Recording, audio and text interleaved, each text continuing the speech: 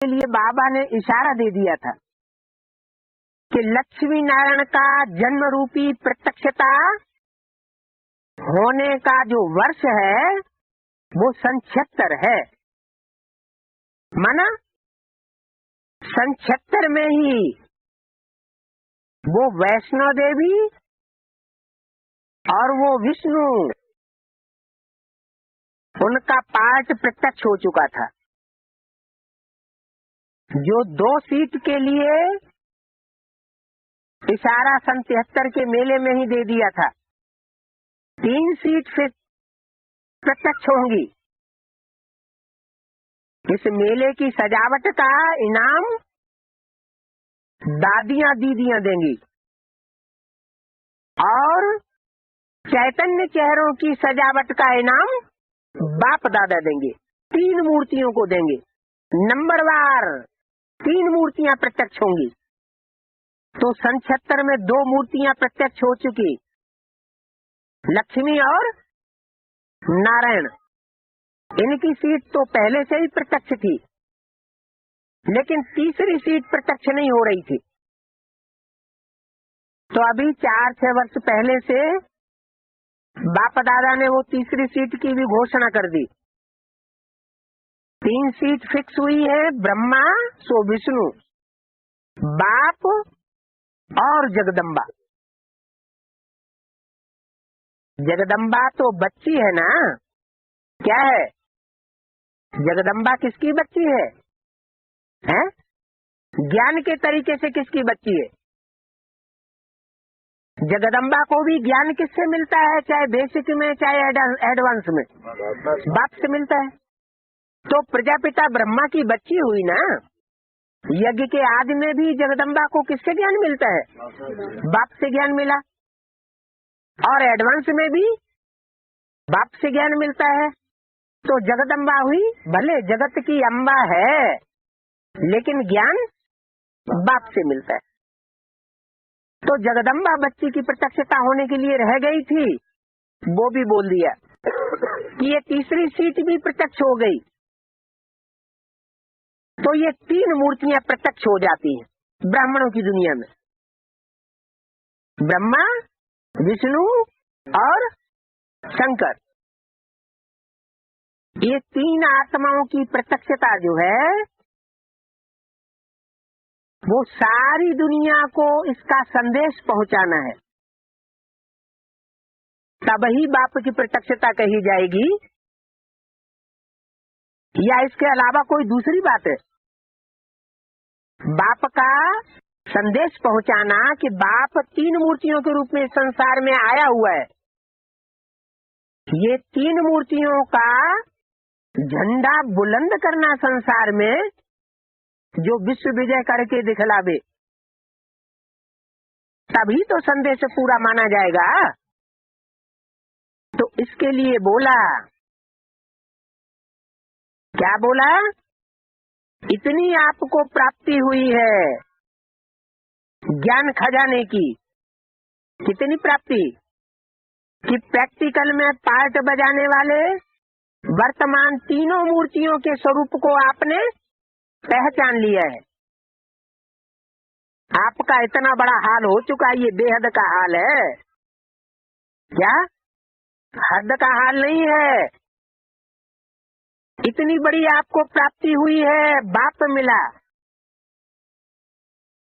क्या? 3 मूर्तियों में एक ऐसा स्वरूप भी है जो स्पेशल बाप का पार्ट है। खजाना मिला, गुणों का खजाना मिला, शक्तियों का खजाना मिला, ज्ञान रत्नों का खजाना मिला और पालना मिली। साकार पालना भी मिली और अव्यक्त पालना भी मिली। तो कम से कम अपने भाई बहनों को तो संदेश पहुंचना चाहिए। दादी ने तो ऐसे ही कह दिया। क्या कह दिया? देश विदेश में सारी दुनिया में गांव गांव में धूम मचाओ। तो पहले गांव गांव में धूम किस चीज की मचाओ? किस बात की प्रत्यक्षता करनी है? बिंदी बाप की प्रत्यक्षता करनी है क्या? है कि ब्रह्मा के तन में आया और चला गया। इब्राहिम, बुद्ध, क्राइस्ट, गुरु नानक, विवेकानंद की तरह आया राम गया राम हो गया, दुनिया नीचे गिरती चली जाती है। ऐसे बाप की प्रत्यक्षता होगी नहीं। तो बोला कम से कम अपने भाई बहनों को संदेश तो पहुंचाओ। क्या संदेश पहुंचाओ? कि शिव बाप जो 3 मूर्तियों से प्रत्यक्ष हो चुका है, जो 3 मूर्तियां अपनी सीट पर सेट हो चुकी है। क्या कोई कोई को संदेह भी आता है किस बात में? ब्राह्मण बच्चों को, एडवांस वाले बच्चों को भी संदेह आता है कि बाप तो दिखाई देता है, जगत पिता तो दिखाई देता है, समझ में आता है, लेकिन जगदम्बा तो दिखाई भी नहीं देती। तो हो सकता है कि जगदम्बा का पार्ट न हो, लेकिन शास्त्रों में, भक्ति मार्ग में जगदम्बा का मंदिर कहाँ दिखाया जाता है? गुफा में। गुफा माना गुप्त। अव्यक्त वाणी में भी बोला माँ अभी घूंघट में है। नहीं, अव्यक्त वाणी में नहीं, संदेश में घूंघट में है। माना जो घूंघट में है वो हमेशा घूंघट में नहीं रह सकता, वो भी प्रत्यक्ष होगी। तो संदेश तो पहुंचना चाहिए। किनके बीच संदेश पहुंचना चाहिए? बाहर की दुनिया के अंदर या ब्राह्मणों की दुनिया के अंदर? ब्राह्मणों की दुनिया के अंदर संदेश तो पहुंचना चाहिए। उलहना तो नहीं देंगे ना? क्या उलहना देने की बात है? कि त्रिमूर्ति शिव बाप 3 मूर्तियों के रूप में, प्रत्यक्ष रूप में ब्राह्मण परिवार के बीच में इतने साल से कार्य करता रहा है। और तुमको मालूम था, बड़ी बड़ी ब्रह्मा कुमारियों को भी पता है। क्या? जो बड़ी बड़ी इंचार्ज ब्रह्मा कुमारियां, उनको सबको पता है कि ये 3 मूर्तियां हैं। तो कम से कम अपने भाई बहनों को संदेश पहुंचना चाहिए। बाहर की दुनिया की बात छोड़ दो अभी। क्या 30 साल ब्रह्मा की मूर्ति के पूरे हुए और 30 साल शंकर के भी पूरे होने जा रहे हैं। सन 76 से लेकर के 30 साल का पूरे होते हैं। 2006 में शंकर का पार्ट भी संपन्न स्टेज को पहुंच जाएगा। जब संपन्नता होती है तो प्रत्यक्षता भी हो जाती है। तो संदेश तो पहुंचना चाहिए ना। और 2 मूर्तियां पूरी प्रत्यक्ष हो जाएंगी, बाप और अम्मा प्रत्यक्ष हो जाएगी, तो माँ बाप का कॉम्बिनेशन होने पर क्या होगा?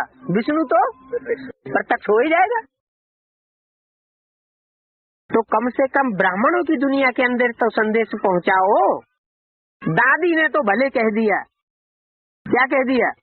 कि सारी दुनिया में धूम मचाओ। माना बाबा का इशारा है कि अभी सारी दुनिया में धूम होने वाली नहीं है, पहले ब्राह्मणों की दुनिया में तो धूम मचा लो। कम से कम ब्राह्मणों की दुनिया वाले उलहना तो नहीं देंगे। किस बात का उलहना? अरे दादाजी, अरे दीदी, अरे दादी जी, आप सब कुछ जानते थे 3 मूर्तियां कौन सी हैं, और आपने हमको नहीं बताया, हमको पता ही नहीं चलने दिया। आपको सब कुछ पहले से पता था, आपने हमसे छुपा लिया। क्या हम ब्राह्मण परिवार की भांति नहीं है? तो संदेश जरूर देना आवश्यक है। क्या संदेश देना? ब्राह्मण परिवार के सभी बच्चों को ये संदेश मिलना जरूरी है कि वो 3 मूर्तियां जो प्रत्यक्ष में, प्रैक्टिकल में इस समय ब्राह्मणों की दुनिया में पार्ट बजाए रही है, उनकी पहचान हर ब्राह्मण बच्चे को होनी चाहिए। और इसमें मुश्किल क्या है? क्या तीनों मूर्तियों की प्रत्यक्षता में शिव बाप की प्रत्यक्षता करने के लिए मुश्किल क्या बात है? हर एक जोन अपने अपने जोन के साइड, अपने अपने जोन के साइड को ये जिम्मेवारी बांट दो। और क्या है?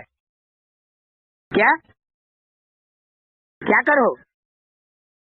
तो ये जिम्मेवारी बेसिक वाले बांटेंगे, ये जो एडवांस वाली ब्राह्मणों की दुनिया के लोग हैं वो जिम्मेवारी बांट सकते हैं।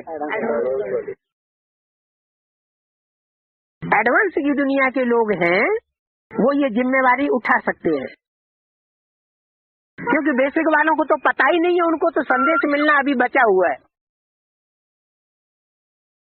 बेसिक नॉलेज लेने वाले ब्राह्मण बच्चों को, अंश मात्र बच्चों को अभी